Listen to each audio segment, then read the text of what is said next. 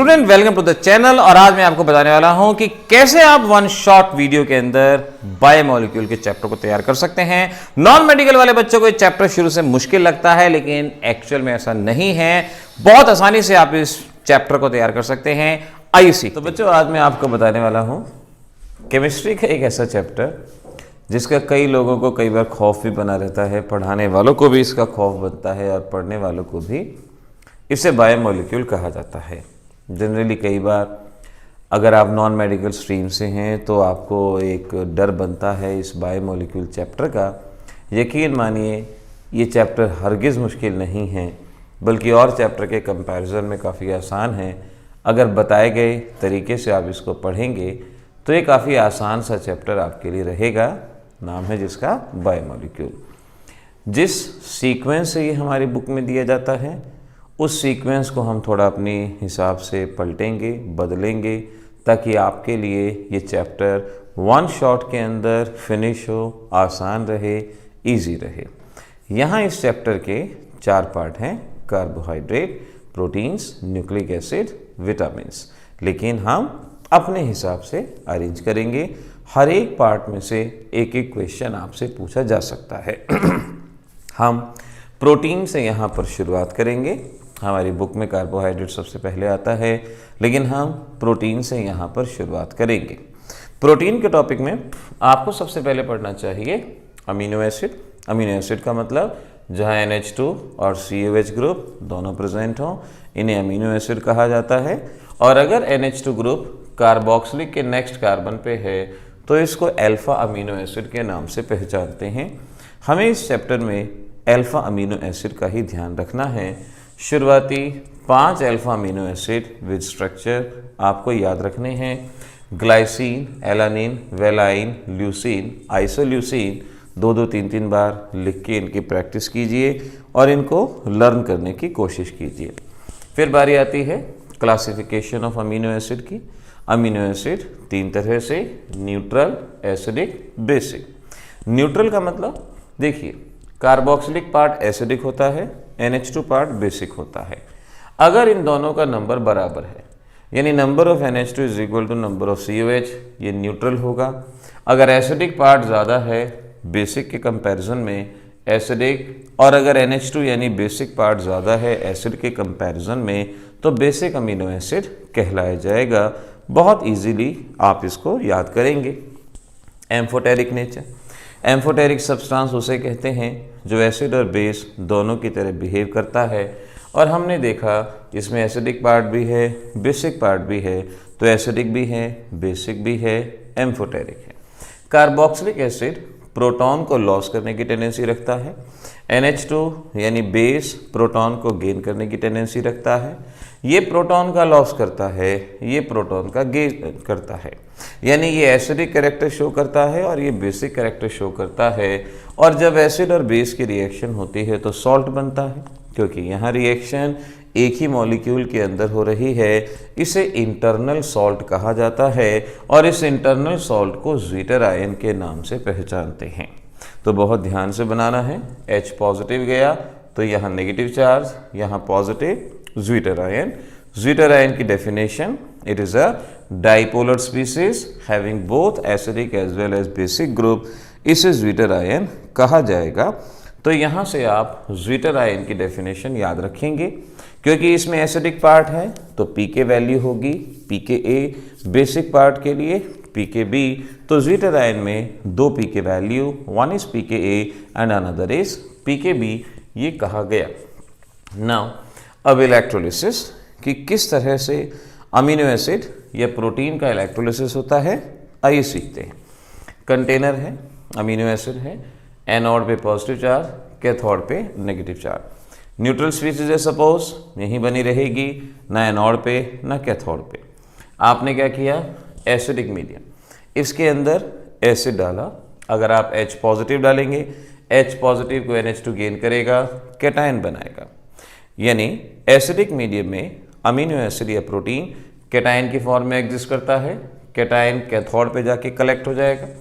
Basic medium में OH negative डालेंगे, OH negative acidic part से रिएक्ट करेगा, एनायन बनाएगा, एनायन एनोड पे कलेक्ट होगा। एसिडिक मीडियम में ये कैथोड पे जाएगा, बेसिक मीडियम में एनोड पे जाएगा। लेकिन एक पीएच ऐसी आएगी जब अमीनो एसिड या प्रोटीन ना तो एनोड पे ना कैथोड पे, और उस पीएच को हम आइसो इलेक्ट्रिक पॉइंट के नाम से पहचानते हैं। इंपॉर्टेंट डेफिनेशन मार्क कर लीजिएगा।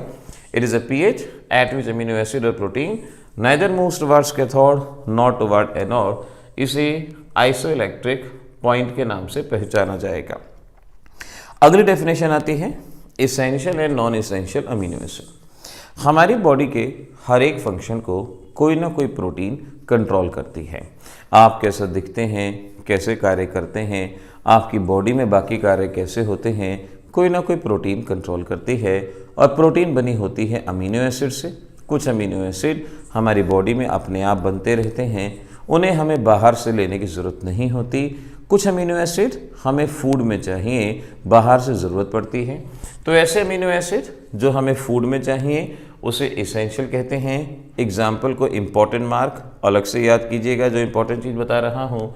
नॉन इसेंशियल फूड में ज़रूरत नहीं पड़ती, ये एग्जाम्पल आपने यहाँ पर याद रखने की ज़रूरत है, इसको याद रखिएगा।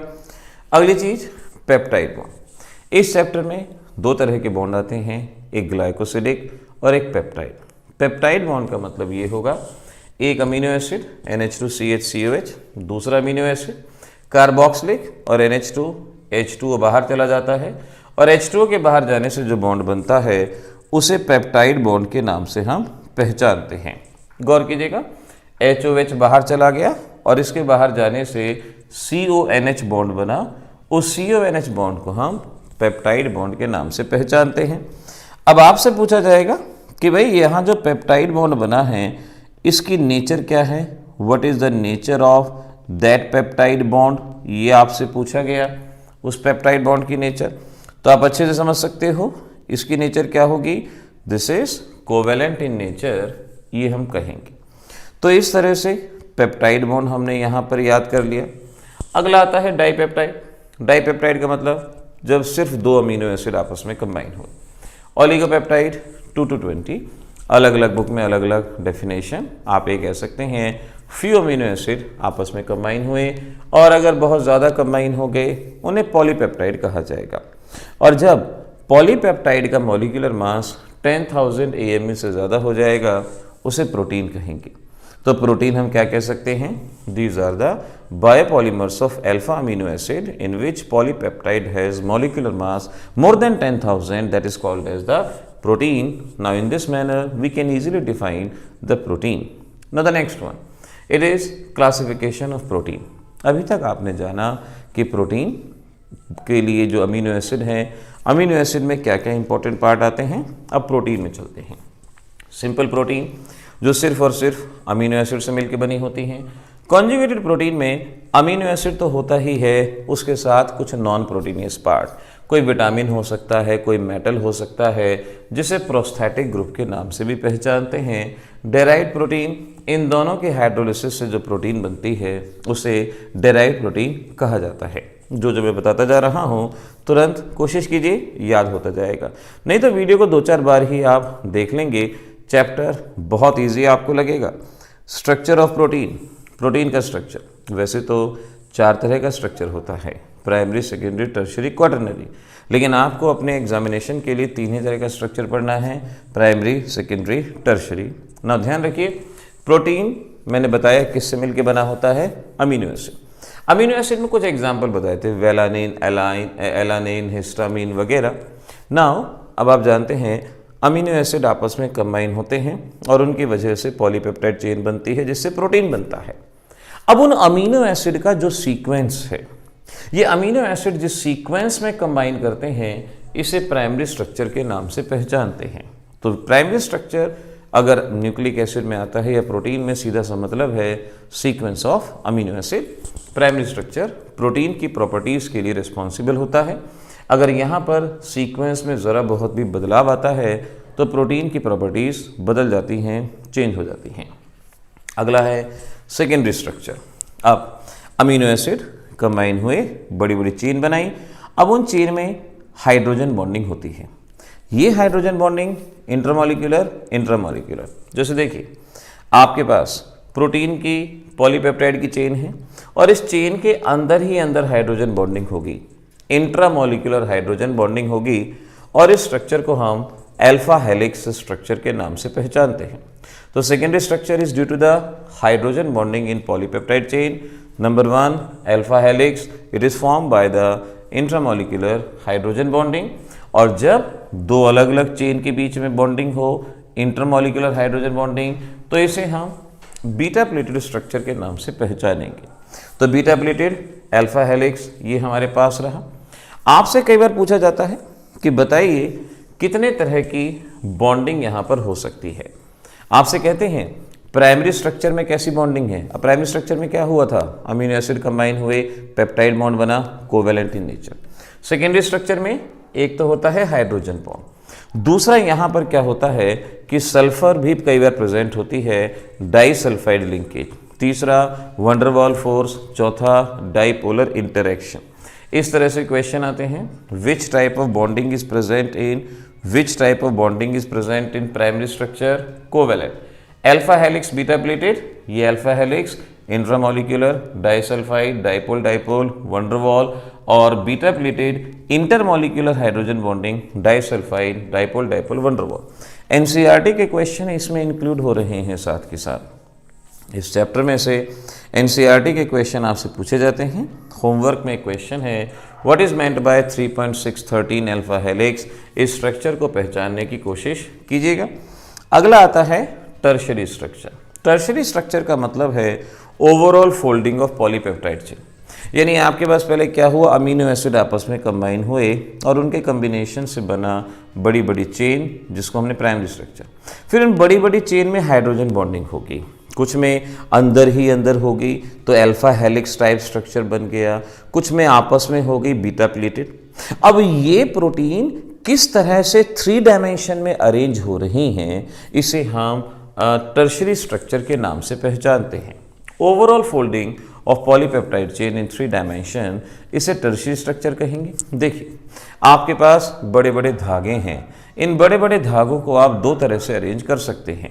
या तो इन धागों को आप रस्सी की फॉर्म में कन्वर्ट कर दीजिए, धागों को आपस में बदल दीजिए, रस्सी की फॉर्म में कन्वर्ट कर दीजिए, या जैसे ऊन का गोला होता है उन धागों से ऊन का गोला बना दीजिए।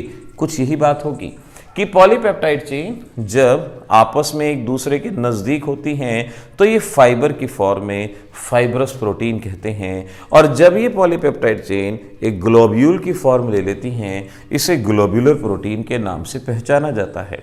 सो polypeptide chain lie side by side to form fibre, then it is called as fibrous protein, and the polypeptide chain occupy the globular shape, then it is called as globular protein.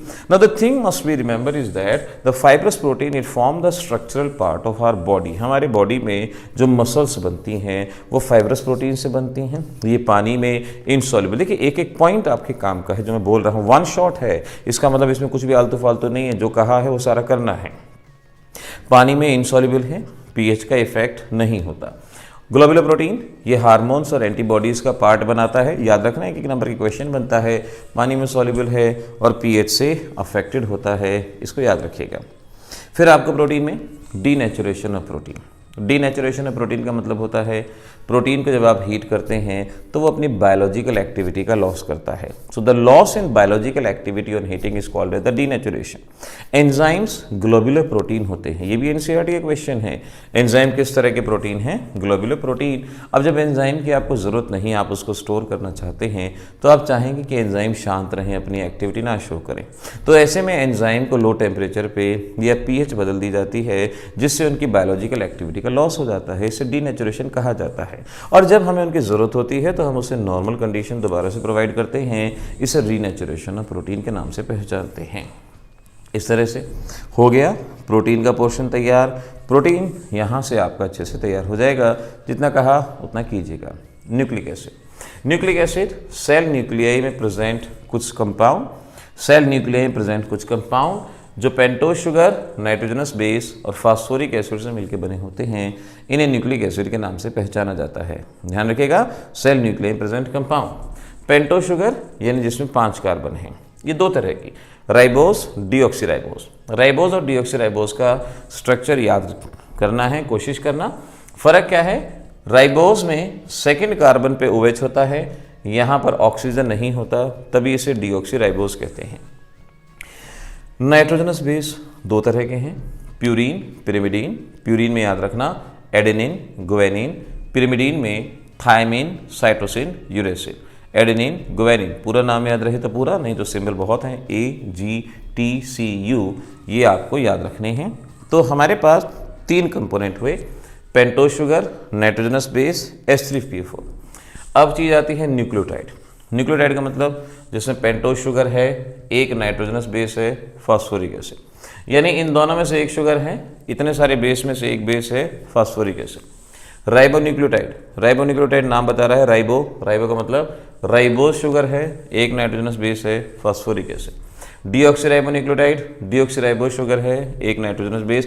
तुरंत याद होगा, कैसे नहीं याद होगा, हम कराएंगे, याद होगा, लेकिन याद करते जाना फटाफट। अब जो चीज़ पढ़ ली वो भूलना नहीं है, वो भूलना नहीं है। What product can be obtained by hydrolysis of ribonucleotide having adenine. अब इस तरह का क्वेश्चन आपके एग्जाम का पार्ट है, NCERT का पार्ट है कि भाई एक राइबोन्यूक्लियोटाइड है, उसमें एडेनिन है। अब राइबोन्यूक्लियोटाइड के अंदर राइबोज शुगर तो होगा ही, फॉस्फोरिक एसिड तो होगा ही, और नाइट्रोजनस बेस में एडेनिन है, ये इन्फॉर्मेशन दी गई है, बस बन गया, होगी बात। अगली चीज़ न्यूक्लियोसाइड। न्यूक्लियोसाइड में क्या होता है, फास्फोरिक एसिड को साइड में रख देते हैं। इसमें फास्फोरिक एसिड भी था, हमने उसको हटा दिया, न्यूक्लियोसाइड, फास्फोरिक एसिड साइड कर दो, यानी पेंटोज शुगर और एक nitrogenous base. Ribonucleoside, ribose sugar, एक nitrogenous base. Deoxyribonucleotide, deoxyribose sugar, एक नाइट्रोजनस बेस। इसी तरह से न्यूक्लिक एसिड, न्यूक्लिक एसिड में पेंटोज शुगर होगा, एक से ज़्यादा नाइट्रोजनस बेस होंगे, और फास्फोरिक एसिड होगा, इन्हें न्यूक्लिक एसिड कहा जाता है। हमारे पास ribonucleic acid, RNA, ribose sugar, adenine, guanine, uracil, cytosine, phosphoric acid. Deoxyribonucleic acid, DNA, इसमें deoxyribose sugar, adenine, guanine, thymine, cytosine, uracil, और थायमिन में दोनों में फ़र्क होता है, और phosphoric acid. Important question, maximum boards में इस चैप्टर में से वेरी इंपॉर्टेंट क्वेश्चन यही आया है कि DNA और RNA में डिफरेंस बताइए। कम से कम 4 डिफरेंस ज़रूर याद कीजिए। पहला डिफरेंस है, इसमें शुगर डीऑक्सीराइबोज, उसके अंदर राइबोज, ये डबल स्ट्रैंडेड, ये सिंगल स्ट्रैंडेड। ये nitrogenous base, adenine, guanine, thymine, cytosine, वहाँ थायमिन की जगह यूरेसिल। इसका काम है, DNA का काम है, ये 1 नंबर में अलग से क्वेश्चन आता है, what is the function of DNA। Genetic information को एक जनरेशन से दूसरी जनरेशन में ट्रांसफ़र करना, और RNA का काम है प्रोटीन सिंथेसिस, RNA के types, mRNA, tRNA, rRNA। NCERT question है, RNA के टाइप बताइए। mRNA का मतलब messenger RNA, RNA translational RNA, ribosomal RNA, इनके नाम। DNA एक ही तरह का। बायो में कितने तरह का हो, हमें एक ही तरह का मानना है। स्ट्रक्चर ऑफ RNA, RNA के स्ट्रक्चर के बारे में हम ये कहते हैं कि भाई ribose sugar, ribose sugar, ribose sugar, ribose sugar, phosphoric acid, phosphoric acid, phosphoric acid. तो राइबोज शुगर फास्फोरिक एसिड के साथ आपस में कंबाइन होती हैं, एक चेन बनाती है, और इसके ऊपर नाइट्रोजनस बेस कनेक्टेड होते हैं। Consist of single strand made up of sugar and phosphoric acid having nitrogenous base on first carbon, इसे RNA का स्ट्रक्चर कहा जाता है। अगर आपसे पूछें प्राइमरी स्ट्रक्चर बताइए, तो प्राइमरी स्ट्रक्चर का मतलब होता है कि sequence of nitrogenous base on RNA, इसे प्राइमरी स्ट्रक्चर ऑफ RNA कहा जाता है। वहीं पर अगर हम DNA के स्ट्रक्चर की बात करें तो देखिए DNA के स्ट्रक्चर में क्या होगा, जैसे आपने RNA का स्ट्रक्चर बनाया है, यूरेसिल की जगह थायमिन लगा दो, एक चेन ऐसे बना लो और एक चेन इसके उल्टी बना दो। देखिएगा ध्यान से, यहाँ हमने sugar phosphate, sugar phosphate, sugar phosphate, adenine, guanine, cytosine, thymine, बिल्कुल वैसे ही स्ट्रक्चर बनाया जो RNA का, और इसका उल्टा, इसको देखो उल्टा कर दिया, ये यहाँ से उल्टा, यहाँ पे थायमिन था, ये आ गया, साइटोसिन था, और गुआनिन था, एडेनिन था, ऐसे। सो DNA डबल स्ट्रैंड से मिलकर बना होता है शुगर फॉस्फेट की, जो एक दूसरे के उलट डायरेक्शन में चल रही होती हैं। एडेनिन थायमिन के साथ बॉन्ड बनाता है, 2 हाइड्रोजन बॉन्ड, इन्हें सिग्मा और पाई बॉन्ड मत मानिएगा, 2 हाइड्रोजन बॉन्ड। गुआनिन साइटोसिन के साथ बॉन्ड बनाता है, 3 hydrogen bond, guanine, cytosine, thymine, adenine. अब ध्यान रखिए, ये प्यूरीन है, ये पिरिमिडीन है, यानी प्यूरीन हमेशा पिरिमिडीन के साथ बॉन्ड बनाएगा, amount of purine will be equal to amount of pyridine, इसे शरगाफ्स रूल के नाम से पहचाना जाता है। तो Chargaff's rule, CHARGAFF', Chargaff's rule. तो शरगाफ्स रूल ये कहता है कि amount of purine is equal to amount of pyrimidine, और adenine form 2 hydrogen bond with thymine, guanine form 3 hydrogen bond with cytosine. इस तरह से आप इसके स्ट्रक्चर को बना सकते हैं। क्योंकि ये हाइड्रोजन बॉन्ड हैं, जब आप डीएनए को हीट करेंगे, हीट करने से हाइड्रोजन बॉन्ड टूटेंगे, चेन सेपरेट हो जाएगी, चेन सेपरेट। उस टेम्परेचर को melting temperature of DNA, important mark है कि मेल्टिंग टेम्परेचर का मतलब हुआ वो टेम्परेचर जब डीएनए की चेन अनवाइंड हो जाती हैं, हाइड्रोजन बॉन्ड टूट जाते हैं। और अगर आप इसको ठंडा करेंगे तो दोबारा से हाइड्रोजन बॉन्ड बन जाएंगे। इसे एनेलिंग ऑफ डीएनए के नाम से पहचाना जाता है, एनेलिंग। ये एग्जाम के लिए इतनी चीज बहुत। देखिए, प्रोटीन हो चुका, न्यूक्लिक एसिड हो चुका, बात बन गई कार्बोहाइड्रेट। कार्बोहाइड्रेट किसे कहते हैं? सिंपल सी डेफिनेशन है, ऐसे कंपाउंड जिनमें एल्डिहाइड और कीटोनिक फंक्शनल ग्रुप हो और एक से ज़्यादा OH हो। पॉलीहाइड्रोक्सी एल्डिहाइड और कीटोन, इन्हें एल्डिहाइड, इन्हें कार्बोहाइड्रेट कहा जाता है। जो हाइड्रोलिसिस पे अपने ही जैसे कंपाउंड देते हैं, इन्हें कार्बोहाइड्रेट कहते हैं। कार्बोहाइड्रेट मोनोसेकेराइड, जिसमें 3 से लेकर 7 कार्बन हो, ग्लूकोज फ्रक्टोज। ओलिगोसेकेराइड, जो हाइड्रोलिसिस पे 2 से लेकर 9 मोनोसेकेराइड दें, इंपॉर्टेंट डेफिनेशन आ चुकी है। Sucrose, lactose.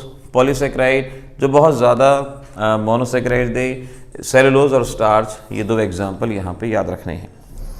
Structure of glucose, हमने कार्बोहाइड्रेट का पहले भी वीडियो अपलोड किया हुआ है और वहाँ इनके स्ट्रक्चर बनाने सिखा रखे हैं। यहाँ आपको बता देते हैं किस तरह से। ग्लूकोज का स्ट्रक्चर बनाने के लिए 6 कार्बन, 1 2 3 4 5 6 6 कार्बन। ये एल्डिहाइड ग्रुप, यहाँ OH OH, यहाँ OH, यहाँ OH, इनका ओरिएंटेशन रखना पड़ेगा। वैलेंसीज को हाइड्रोजन से पूरा करना पड़ेगा। ये स्ट्रक्चर है। साइक्लिक स्ट्रक्चर बनाने के लिए क्या करते हैं? अच्छा, इसका नाम, इसे डी ग्लूकोज कहा जाता है, डी ग्लूकोज। साइक्लिक स्ट्रक्चर बनाने के लिए क्या करते हैं? पाई बॉन्ड टूटता है हाइड्रोजन ऑक्सीजन के पास। हाइड्रोजन ऑक्सीजन के पास जब जाएगा तो ये OH बनेगा, और ये OH या तो राइट हैंड साइड में आएगा या लेफ्ट हैंड साइड में। H जब O के पास जाएगा तो OH बनेगा। OH अगर राइट हैंड साइड में आएगा तो वो स्ट्रक्चर, OH अगर लेफ्ट हैंड साइड में आएगा तो ये स्ट्रक्चर। और ये ऑक्सीजन कार्बन के साथ कनेक्ट होगा। देख सकते हैं ये ऑक्सीजन कार्बन के साथ कनेक्टेड दिखा रखा है। थोड़ा सा रिटन प्रैक्टिस चाहिए, स्क्रीनशॉट लेके आप इसकी रिटन प्रैक्टिस मेंटेन कीजिए, आसानी से हो जाएगी। अब इनको हमने जब बना दिया, इसे अल्फा डी ग्लूकोपायरानोज कहते हैं। ये लाइट को 112.2 डिग्री पे रोटेट करता है, इसे इसका ऑप्टिकल रोटेशन या स्पेसिफिक रोटेशन कहा जाता है। ये लाइट को 52.5 डिग्री पे रोटेट करता है और ये लाइट को 18.7 डिग्री पे रोटेट करता है। ये इनका रोटेशन भी याद रखिएगा। बीटा डी ग्लूकोपायरानोज, पैरानोज का मतलब 6 मेंबर रिंग, और alpha D glucose pyranose, D glucose. ये साइक्लिक स्ट्रक्चर और ओपन चेन स्ट्रक्चर यहाँ से याद रखने की कोशिश करेंगे। एक और बात, बीटा डी ग्लूकोपैरानोज और अल्फा डी ग्लूकोपैरानोज दोनों में फर्क कहाँ है? फर्क आप देखो, पहले कार्बन पे OH लेफ्ट में और पहले कार्बन पे OH राइट में, बाकी सारा सेम है। यानी ये 2 कंपाउंड जिनका मॉलिक्यूलर फार्मूला सेम है लेकिन स्ट्रक्चर में फर्क फर्स्ट कायरल कार्बन पे है, ऐसे कंपाउंड को एनोमर्स के नाम से पहचानते हैं। इंपॉर्टेंट मार्क कर लीजिएगा।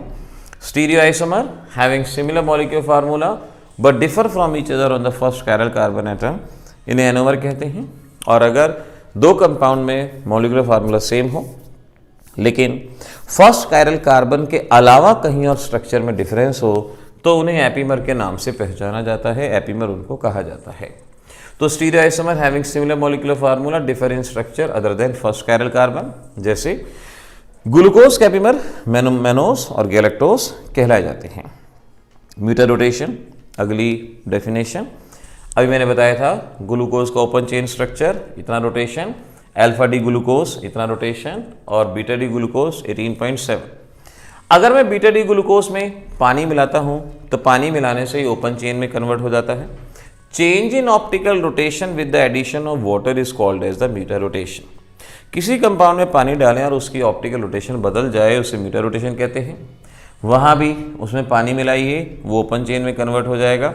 यानी आपने अल्फा लिया, बीटा लिया, कोई भी आइसोमर लिया, उसमें पानी मिला दो, वो कन्वर्ट होके ओपन चेन में आ जाएंगे, जैसे 52.5 उसकी रोटेशन रहेगी। It is the change in specific rotation और optical rotation of an optical active compound to an equilibrium mixture, इसे म्यूटा रोटेशन कहते हैं। इस चैप्टर में म्यूटेशन और म्यूटा रोटेशन दो डेफिनेशन बच्चों को परेशान करती हैं। म्यूटेशन होता है जीन सीक्वेंस का बदलना और म्यूटा रोटेशन ये कार्बोहाइड्रेट की डेफिनेशन सामने है। रिड्यूसिंग शुगर का मतलब क्या हुआ?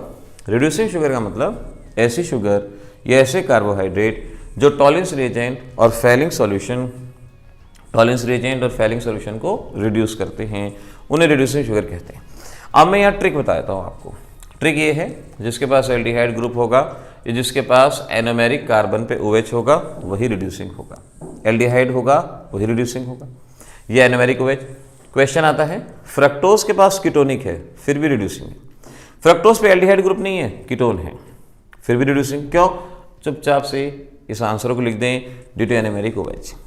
Y sucrose is non reducing? Very important question, why sucrose is non reducing? तुरंत जवाब आएगा due to presence of anomeric OH, ये नॉन रिड्यूसिंग शुगर कहलाया जाता है।